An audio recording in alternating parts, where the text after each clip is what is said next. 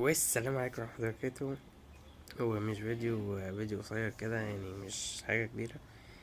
هنتكلم عن غياب بنزيما عن كأس العالم، غياب الحكومة عن كأس العالم، غياب أفضل لاعب في العالم عن كأس العالم. ما تجيش يعني الكلمة طالعة من بقي مش واقعية. يعني كمان أفضل لاعب في العالم وتاني أفضل لاعب في العالم ماني، الاتنين ما تأهلوش لكأس العالم أصلا.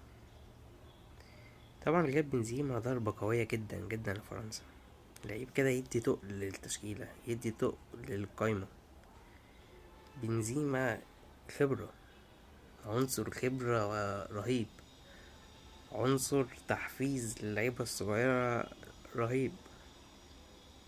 غيابه هيبقى ضربة قوية جدا. بس برضو نيجي نسأل سؤال: هل بنزيما كان بحق ربنا؟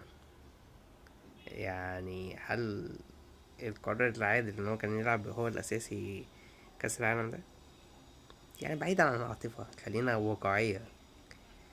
بنزيما الموسم ده احنا لسه شايفينه بيقول يا هادي، لسه مدخلش الاجواء بسبب الاصابات. كل شويه اصابه او يرجع يلعب في النص الماتش وبعد كده يتصاب تاني، لسه ما دخلش الاجواء، لسه ما جابش فورمه الموسم ده. على الوقت على الناحيه التانية، في جيرو عامل موسم عالي جدا مع الميلان. جيرو وصل لفورمة عالية جدا، أعلى طبعا من بتاعت 2014 يا جدعان. جيرو احنا شايفين ان هو مهاجم، يعني اكتر واحد محظوظ، او مش مهاجم، يعني اكتر شخص محظوظ في العالم من اول كاس العالم. ولعب تقريبا الماتشات كلها بتاعت كاس العالم، كلها اساسي، ومش فاكر جاب جون تقريبا، ما جابش جون. يعني تخيلوا، واخد كاس العالم كمان. ف هو الصراحة هو الموسم ده هو شايفه كان عنده جاهزية أعلى، وعنده كمان تناغم أعلى من مبابي.